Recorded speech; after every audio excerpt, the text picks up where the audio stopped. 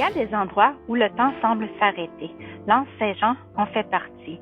Après des mois d'hiver, à voir la glace emprisonner l'Anse et figer le paysage, un moment bien particulier arrive enfin, le passage du brise-glace.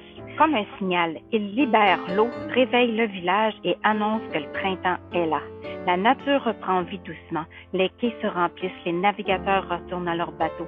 On prépare, on répare, on rêve, parce que la mise à l'eau approche. Elle signifie une chose, bientôt nous prendrons le large.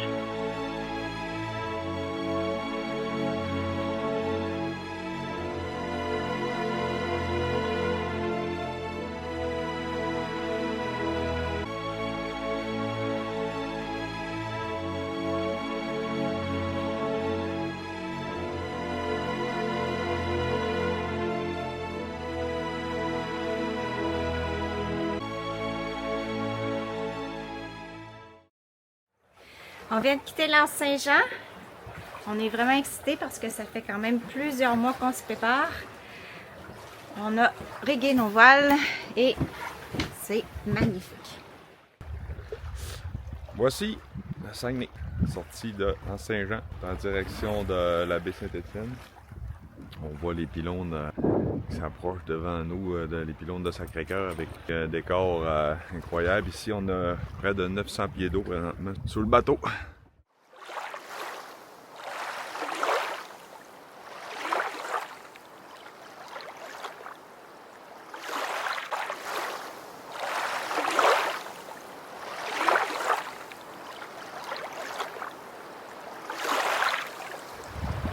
Ici, il y a un phénomène très spécial dans le Saguenay.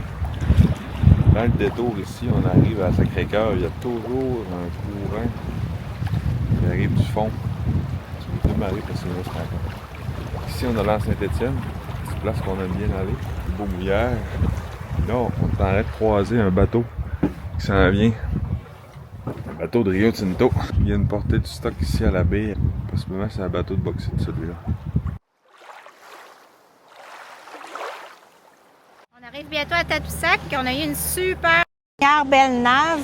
Et puis, on a été presque au Génois tout le long. À part un petit peu au début, on avait monté la grande voile, mais finalement, le vent était très, très variable. Ça allait mieux seulement qu'au Génois. Mais là, le vent a affaibli et il a fallu ranger le Génois parce qu'on n'avançait pas assez vite par rapport à l'entrée du fjord, parce qu'il y a les deux traversiers qui passent, puis naturellement, ce sont eux qui ont la priorité et il faut faire avec. Alors, il faut se timer entre les deux traversiers et c'est pour ça qu'on a rangé le Génois et on s'est mis au moteur. Alors, il y a un premier traversier qui part de bâbord et il y en a un deuxième qui part de tribord à la même heure, au même moment, et ils vont se croiser. Alors nous, on doit se placer derrière les deux pour être sûr de leur donner leur priorité. Alors, on va voir ça. Puis je crois qu'il y a un petit beluga en même temps. Oui, il y a un petit beluga juste à côté. Mais il est trop loin, vous n'allez pas pouvoir le voir. Ah, il est là. Il y a deux belugas. Entre chaque traversier, il y a 20 minutes. Alors, on a amplement le temps de passer. C'est juste que faut vraiment... Si on est en vent léger, il faut mettre les moteurs pour être sûr de bien passer. Mais là, c'était vraiment trop léger, on ne pouvait pas passer. Mais normalement, on garde les voiles si on voit qu'on va passer assez vite, là, mais sinon, on met le moteur, on ne prend pas de chance. Mais il y a beaucoup de courant ici, l'embouchure du fjord. Il faut se timer aussi avec les marées. Ils avancent quand même assez vite. Alors là, maintenant, c'est le temps. On va mettre les moteurs plus forts et on va pouvoir passer. On a amplement le temps. On a 20 minutes pour passer. La raison pour laquelle j'étais en T-shirt, c'est vraiment parce qu'il n'y a pas de vent, parce que normalement, quand on arrive à Tadoussac, il fait froid.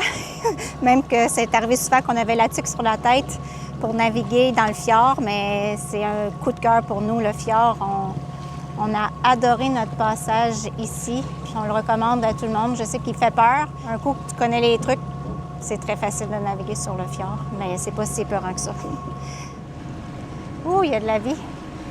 On est un petit peu trop loin encore, là, mais au loin, il y a un petit rorcal. Puis là, tout proche, il y a un troupeau de belugas. Mais je crois que vous ne les voyez pas sur la caméra, mais ils vont passer à côté. Oh, on a vu la queue. Je crois qu'il y a deux bébés.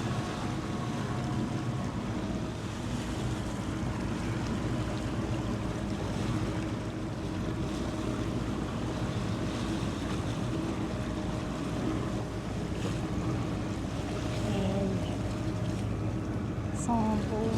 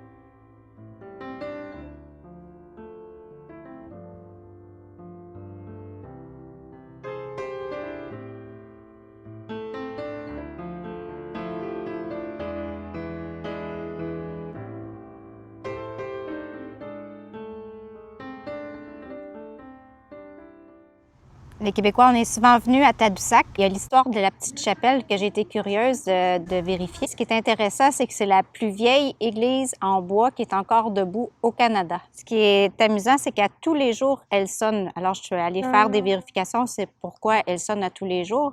Et puis, au final, j'ai appris que le père Jean-Baptiste de la Brosse aurait prédit sa propre mort en 1782 et il aurait annoncé que la cloche sonnerait au moment de son décès et que le père Champlain de l'Île aux Coudres viendrait l'ensevelir. La nuit de la mort du père Labrosse, le père Compin, non, je me suis trompée tantôt, le père Compin aurait entendu les cloches sonner mystérieusement et il en aurait été averti dans son rêve ou de façon surnaturelle que son ami venait de mourir. Le lendemain, il attendait déjà des messagers de Tadoussac lorsqu'ils sont arrivés en canot. La tradition raconte qu'il souhaitait que la cloche rappelle chaque jour aux gens un moment de recueillement et de prière, même lorsqu'ils étaient au travail, en forêt ou sur le fleuve. Après sa mort en 1782, les habitants auraient perpétué cette habitude de respect pour lui. Son attachement à Tadoussac est tel qu'il est enterré sous le chœur de la chapelle. Mais outre la légende, les Inuits, les Amérindiens qui habitaient la région à ce moment-là, ainsi que les citoyens, adoraient le père Labrosse et ils ont décidé, quand il est mort, de tout simplement faire sonner les cloches en sa mémoire à tous les jours. Lorsque les cloches sonnent à 16 heures, plusieurs y voient davantage qu'une simple sonnerie. C'est un écho de plus de 2 siècles d'histoire, un lien entre les missionnaires, les Inuits, les marins et les générations de Tadoussaciens qui ont vécu au rythme du fleuve et de la chapelle.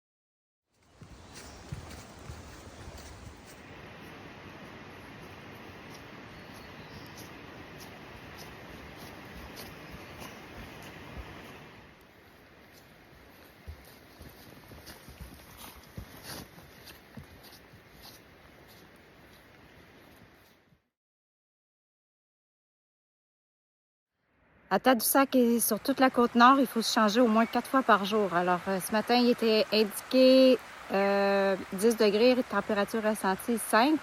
Mais au final, je m'étais mis un gros chandail plus un Gore-Tex. J'ai chaud. Mais c'est magnifique. Il y a des beaux sentiers à L'Anse-à-la-Barque.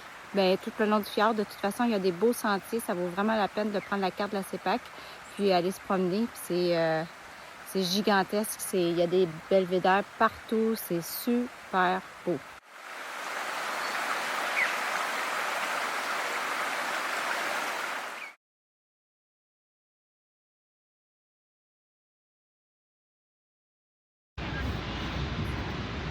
Hey, directement devant la chute, avec une super de belle gang. La famille, les cousins, les cousines. Hey! On avait Ali. Oh. Suite aux grosses pluies, on a cette magnifique chute qui nous fait un beau spectacle.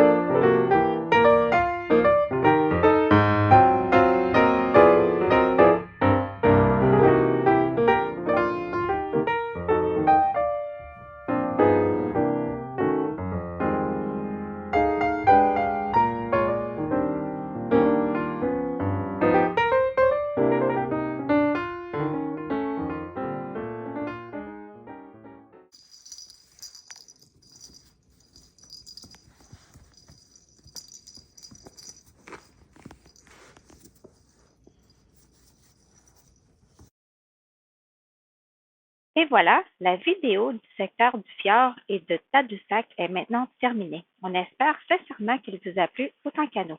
Si c'est le cas, n'oubliez pas de faire un pouce en l'air pour montrer votre appréciation. Ça fait toute la différence. Et surtout, abonnez-vous à notre chaîne YouTube ainsi qu'à notre page Facebook pour ne rien manquer des prochaines aventures. Vous êtes nombreux à regarder nos vidéos, il ne reste plus qu'à embarquer officiellement avec nous. À très bientôt pour la suite.